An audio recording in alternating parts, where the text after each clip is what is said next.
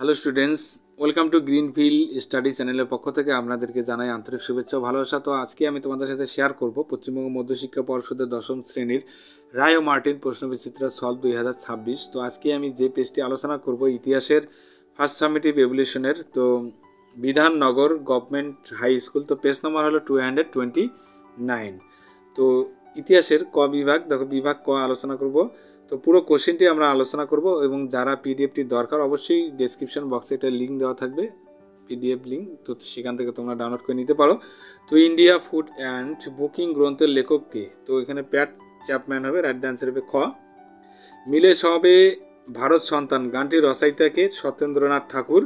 তো লালন ফকিরের গান প্রথম কোন পত্রিকায় প্রকাশিত হয়? গ্রাম বার্তা প্রকাশিকা পত্রিকায়। সংস্কৃত কলেজ প্রতিষ্ঠিত হয় কত? 1824 সালে। তো মেডিকেল কলেজের বাড়ির জন্য তৈরির জন্য আর কি জমি দান করেন কে? মতিলাল শীল। সংবাদ প্রভাকর পত্রিকার সম্পাদক কে ছিলেন? ঈশ্বর চন্দ্র গুপ্ত। প্রথম ভারতীয় অরণ্য পাস হয় 1865 সালে। হুল কথার অর্থ কি? হুল কথার অর্থ হলো বিদ্রোহ। কোন বিদ্রোহে সশস্ত্র আদিবাসী সৈনিক গোষ্ঠী যুক্ত ছিল? সেটা চুয়ার বিদ্রোহে।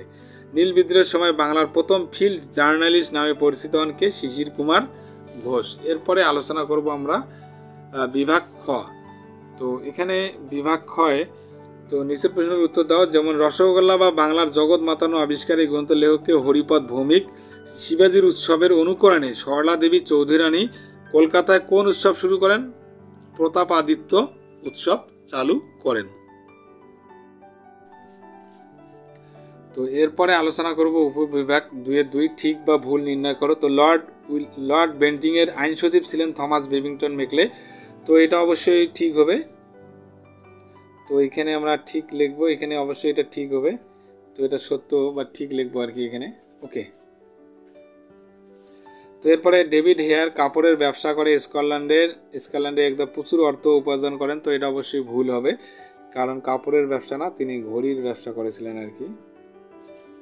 তো এরপরে উপবিভাগ 2-3। তো 2-3 এখানে বলছে যে বিবৃতি দেখো। 1855-56 খ্রিস্টাব্দে সাঁওতাল বিদ্রোহ করেছিল। কারণ তারা কেন করেছিল? সাঁওতালরা ঔপনিবেশিক আইন দ্বারা শোষিত হচ্ছিল, এই কারণে। তো এরপরে দেখো 2-3-2। তো দুদু মিয়ার মৃত্যুর পর ফরাজি আন্দোলন দুর্বল হয়ে পড়ে, কারণ ব্রিটিশ সরকার দমননীতির আশ্রয় নিয়েছিল, এই কারণে। ওকে। তো বন্ধুরা, এরপরে আমরা আলোচনা করব বিভাগ গ, ঘ, উ। তো এরপরে আলোচনা করব বিভাগ গ। তো এখানে 2টি অথবা 3টি বাক্যে নিম্নলিখিত প্রশ্নগুলোর উত্তর দিতে হবে, যে কোনো 4টি কোশ্চেন। তো 4×2 = 8। তো যেমন ইতিহাসে নারীদের অবদান সম্পর্কে আলোচনা প্রসঙ্গে তুমি শাসক হিসাবে কোন কোন নারীদের নাম করতে পারো? তো ইতিহাসে অনেক নারী শাসক গুরুত্বপূর্ণ অবদান রেখেছেন। উদাহরণস্বরূপ মিশরের ক্লিওপেট্রা কূটনীতি ও রাজনীতিতে দক্ষ ছিলেন। ইংল্যান্ডের রানী এলিজাবেথ প্রথম তার শাসন আমলে স্বর্ণযুগ এনেছিলেন। আর ভারতের রানী লক্ষ্মীবাঈ ব্রিটিশ উপনিবেশ বিরোধী লড়াইয়ে অন্যান্য সাহস দেখিয়েছিলেন। তো তাদের নেতৃত্বে আজও অনুপ্রেরণা যোগায়। এরপরে 3-2 নম্বর দেখো। দীনবন্ধু মিত্রের প্রকৃত নাম কি এবং তিনি কি ছদ্মনাম গ্রহণ করেছিলেন? তো দীনবন্ধু মিত্রের প্রকৃত নাম ছিল নরেন্দ্রনাথ দত্ত। তিনি সাহিত্যিক পরিচয়ের জন্য দীনবন্ধু মিত্র ছদ্মনাম গ্রহণ করেছিলেন। তার বিখ্যাত নাটক নীলদর্পণ নীলচাষীদের দুর্দশা ভিভিডলি তুলে ধরেছে। তো এরপরে দেখো 3-3 নম্বর। কলকাতা বিশ্ববিদ্যালয়ের প্রথম আচার্য উপাচার্যের নাম লেখো। তো কলকাতা বিশ্ববিদ্যালয়ের প্রথম আচার্য ছিলেন লর্ড ক্যানিং, আর উপাচার্য ছিলেন স্যার জেমস উইলিয়াম কোলভিল। তো 1857 সালে প্রতিষ্ঠিত এই বিশ্ববিদ্যালয়ের ভারতের অন্যতম প্রাচীন একটি শিক্ষা প্রতিষ্ঠান। এরপরে 3-4 ফরাজি শব্দের অর্থ কী এবং এই আন্দোলনে কার নেতৃত্বে প্রথম সংগঠিত হয়? তো ফরাজি শব্দের অর্থ হলো আল্লাহ কর্তৃক নির্দেশিত, যা ফরজ বা অবশ্য পালনীয়। তো ফরাজি আন্দোলন বাংলায় হজরত শরীয়তুল্লাহের নেতৃত্বে প্রথম সংগঠিত হয়। এই আন্দোলনের লক্ষ্য ছিল সমাজে ইসলামী বিধান প্রতিষ্ঠা করা এবং ব্রিটিশ ও জমিদারদের শোষণের বিরুদ্ধে প্রতিবাদ করা। এরপরে 3-5 নীলকর সাহেবেরা কোন দুটি উপায়ে চাষিদের দিয়ে নীল চাষ করাতো? তো নীলকর সাহেবেরা চাষিদের দিয়ে মূলত দুইভাবে নীল চাষ করাতো। 1, দাদন প্রথার মাধ্যমে চাষিদের অগ্রিম ঋণ দিয়ে জোরপূর্বক নীল চাষ করতে বাধ্য করা হতো। 2, জোর জবরদস্তি বা অত্যাচারের মাধ্যমে তাদের ইচ্ছার বিরুদ্ধে নীল চাষ করানো হতো। এরপরে আলোচনা করব বিভাগ ঘ। 7 বা 8টি বাক্যে নিম্নলিখিত প্রশ্নগুলোর উত্তর দাও। যে কোনো দুটি প্রশ্নের উত্তর দিতে হবে। 4 দুগুণ 8। যেমন নতুন সামাজিক ইতিহাস চর্চা ইতিহাস পাঠের ক্ষেত্রে কেন বেশি গুরুত্বপূর্ণ হয়ে উঠেছে? তো নতুন সামাজিক ইতিহাস চর্চা ইতিহাস পাঠের ক্ষেত্রে বেশি গুরুত্বপূর্ণ হয়ে উঠেছে কারণ এটি সাধারণ মানুষের জীবন, সংস্কৃতি, অর্থনীতি ও সমাজের বিভিন্ন স্তরের পরিবর্তনকে গুরুত্ব দেয়। আগে ইতিহাসে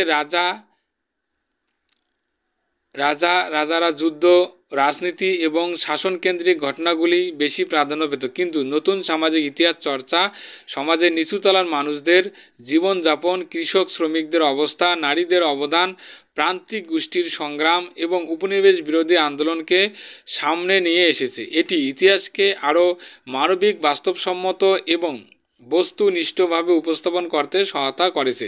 পাশাপাশি সামাজিক, সাংস্কৃতিক এবং অর্থনৈতিক দৃষ্টিকোণ থেকে ইতিহাস বিশ্লেষণের মাধ্যমে আমরা অতীতকে আরও গভীরভাবে বুঝতে পারি।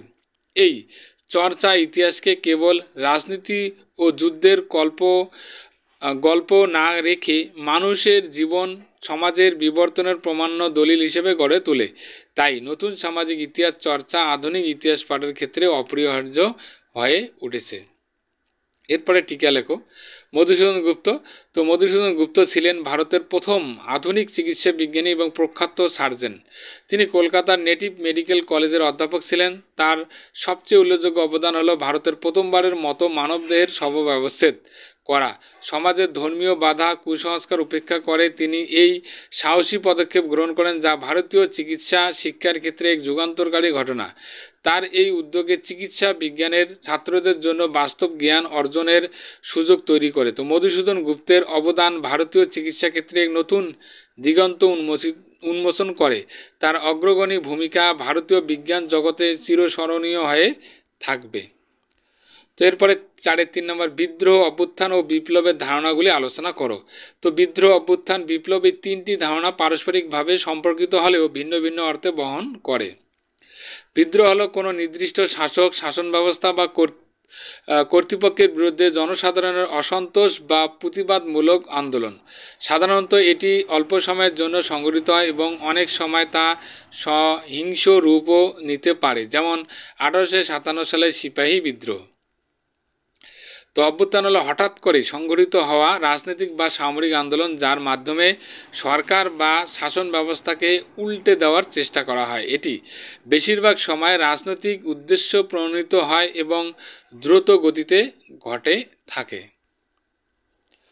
এরপরে বিপ্লব হলো একটি দীর্ঘমেয়াদী এবং ব্যাপক পরিবর্তনমূলক আন্দোলন, যা সমাজের রাজনৈতিক, সামাজিক ও অর্থনৈতিক কাঠামোকে আমূল পরিবর্তন করে। তো বিপ্লব সাধারণত বৃহত্তর জনগোষ্ঠীকে সম্পৃক্ত করে এবং স্থায়ী পরিবর্তন আনে, যেমন ফরাসি বিপ্লব বা রুশ বিপ্লব। তো এই তিনটি ধারণাই ক্ষমতা, শাসন ও সমাজের পরিবর্তনের সাথে সম্পর্কিত হলেও তাদের কার্যপরিধি ও ফলাফল ভিন্ন। বিদ্রোহ, অভ্যুত্থান স্বল্পমেয়াদী হতে পারে, কিন্তু বিপ্লব স্থায়ী পরিবর্তনের পথ তৈরি করে। তো এরপরে বিভাগ আলোচনা করব। তো এখানে 15 বা 16টি বাক্যে উত্তর দিতে হবে, যে কোনো একটি প্রশ্নের উত্তর দিতে হবে। তো আধুনিক ভারতের ইতিহাসের উপাদান হিসেবে বিপিনচন্দ্র পালের 70 বছর নামক আত্মজীবনী গ্রন্থের গুরুত্ব উল্লেখ করো। বিপিনচন্দ্র পালের 70 বছর আত্মজীবনী গ্রন্থটি আধুনিক ভারতের ইতিহাসের একটি গুরুত্বপূর্ণ উপাদান হিসেবে বিবেচিত হয়। এই গ্রন্থে তিনি তার ব্যক্তিগত জীবন, রাজনৈতিক অভিজ্ঞতা এবং সমকালীন ভারতীয় সমাজের বিভিন্ন দিক তুলে ধরেছেন। বিপিনচন্দ্র পাল ছিলেন ভারতের স্বাধীনতা আন্দোলনের একজন অন্যতম পথিকৃৎ এবং লাল-বাল পাল ত্রয়ীর একজন, যা ভারতের স্বাধীনতা সংগ্রামে গুরুত্বপূর্ণ ভূমিকা রেখেছে। এই আত্মজীবনীতে তিনি ব্রিটিশ ঔপনিবেশিক শাসন, শোষণ ও অবিচারের জন্য চিত্র অত্যন্ত স্পষ্টভাবে ফুটিয়ে তুলেছেন। পাশাপাশি স্বদেশী আন্দোলন, ব্রিটিশ পণ্যের বর্জন, জাতীয় শিক্ষা প্রসার এবং সমাজ সংস্কারের প্রয়োজনীয়তার উপর গুরুত্ব দিয়েছেন। গ্রন্থটি থেকে তার সময়ের রাজনৈতিক ও সামাজিক প্রেক্ষাপট সম্পর্কে সমগ্র ধারণা পাওয়া যায়, যা ইতিহাস চর্চার জন্য অপরিহার্য। বিপিনচন্দ্র পালের আত্মজীবনীতে সমকালীন ভারতীয় সমাজের জটিলতা, কুসংস্কার এবং ধর্মীয় গোঁড়ামির বিরুদ্ধে তার সংগ্রাম ও দৃষ্টিভঙ্গি প্রকাশ পেয়েছে। এছাড়াও স্বাধীনতার জন্য তার নিরন্তর প্রচেষ্টা, নেতাজি সুভাষচন্দ্র বসু, রবীন্দ্রনাথ ঠাকুর, অরবিন্দ ঘোষ সহ অন্যান্য সমসাময়িক নেতাদের সঙ্গে তার মতবিনিময় ও সম্পর্কের বিবরণও এতে অন্তর্ভুক্ত রয়েছে। তো এই গ্রন্থের মাধ্যমে তিনি তরুণ প্রজন্মকে দেশপ্রেম, আত্মত্যাগ এবং স্বাধীনতার জন্য আত্মনিবেদিত হওয়ার অনুপ্রেরণা দিয়েছেন। তার রাজনৈতিক দর্শন, বিশেষত চরমপন্থী আদর্শ এবং ব্রিটিশ শাসনের বিরোধিতা এই আত্মজীবনীতে বিস্তারিতভাবে বর্ণিত হয়েছে। তাই ৭০ বছর কেবল একজন স্বাধীনতা সংগ্রামীর জীবনগাথা নয়, বরং ঔপনিবেশিক ভারতের রাজনৈতিক ইতিহাসের একটি গুরুত্বপূর্ণ দলিল, যা ইতিহাসবিদদের জন্য অমূল্য সম্পদ হিসেবে বিবেচিত হয়। তো এরপর এখানে আছে ৫-২ দেখো, ব্রহ্ম সমাজের উদ্ভব, বিবর্তন ও বিভাজন সম্পর্কে আলোচনা করো। তো তোমরা এটা দেখে নিও। তো অবশ্যই এই পিডিএফটি লিঙ্ক দেওয়া থাকবে, তোমরা সেখান থেকে ডেসক্রিপশন বক্স থেকে আর কি পিডিএফ লিঙ্কটি তোমরা ডাউনলোড করে নিতে পারো। ওকে,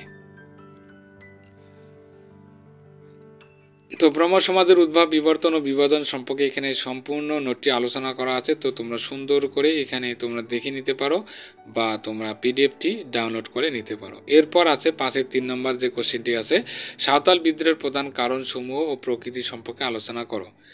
তো এটি একটু আমরা আলোচনা করি। তো সাঁওতাল বিদ্রোহ ব্রিটিশ উপনিবেশিক শাসনের বিরুদ্ধে ভারতের অন্যতম গুরুত্বপূর্ণ উপজাতি আন্দোলন। এই বিদ্রোহের প্রধান কারণ ও প্রকৃতি নিম্নরূপ। তো প্রধান কারণসমূহগুলি কী ছিল? ভূমি অধিকার থেকে বঞ্চিত হওয়া। সাঁওতালরা মূলত কৃষিকাজের উপর নির্ভরশীল ছিল, কিন্তু ব্রিটিশ শাসনের সময় জমিদার, মহাজন ও ব্রিটিশ শাসকরা তাদের জমি কেড়ে নিয়ে অত্যাচার চালাতো। ২ নম্বর পয়েন্টটি দেখো, জমিদারি ও মহাজনী শোষণ। তো জমিদার ও মহাজনরা কী করতো? চড়া সুদে ঋণ দিত এবং ঋণ পরিশোধ করতে না পারলে সাঁওতালদের জমি ও সম্পত্তি দখল করে নিত।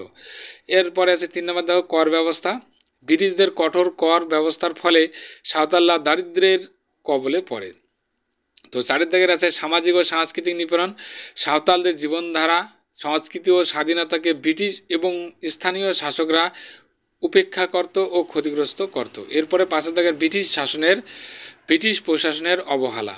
তো সাঁওতালদের দুর্দশা লাঘবের জন্য ব্রিটিশ প্রশাসন কোনো পদক্ষেপ নেয়নি, বরং তাদের অবস্থা আরও শোচনীয় করে তুলেছিল। বিদ্রোহের প্রকৃতি। তো সাঁওতাল বিদ্রোহ ছিল সশস্ত্র ও সংগঠিত আন্দোলন, যা সিধু কানু চাঁদ এবং ভৈরব নামক ৪ ভাইয়ের নেতৃত্বে সংগঠিত হয়। বিদ্রোহীরা তীর, ধনুক, বর্ষা, কুড়াল প্রভৃতি দেশীয় অস্ত্র নিয়ে ব্রিটিশ শাসক, জমিদার ও মহাজনদের বিরুদ্ধে রুখে দাঁড়ায়। তো এটি ছিল উপজাতীয় জাতীয়তাবাদী চেতনার বহিঃস্থ প্রকাশ। তো বিদ্রোহের সময় সাঁওতালরা একটি স্বাধীন অঞ্চল প্রতিষ্ঠার স্বপ্ন দেখেছিল, যা তাদের শোষণমুক্ত রাখবে। তো যদিও ব্রিটিশ বাহিনী এই বিদ্রোহ কঠোরভাবে দমন করে, কিন্তু এই আন্দোলন ব্রিটিশ শাসনের শোষণমূলক নীতির বিরুদ্ধে ভারতীয় জনসাধারণের অসন্তোষকে প্রকাশ করে। তো সাঁওতাল বিদ্রোহ ভারতীয় স্বাধীনতা সংগ্রামের প্রেক্ষাপটে এক অনন্য উদাহরণ হিসাবে ইতিহাসে চিরস্মরণীয় হয়ে রয়েছে। তো বন্ধুরা, তাহলে আজকে আমরা এই পর্যন্ত আলোচনা করলাম। তো যারা ভিডিওটি দেখলে অবশ্যই কমেন্ট করে কমেন্ট বক্সে জানাবে এবং নতুন হয়ে থাকলে অবশ্যই চ্যানেলটিকে সাবস্ক্রাইব করবে এবং বন্ধুদের মধ্যে শেয়ার করবে। তো তাহলে আজকে এই পর্যন্ত, সবাই ভালো থাকবে। Happy next day.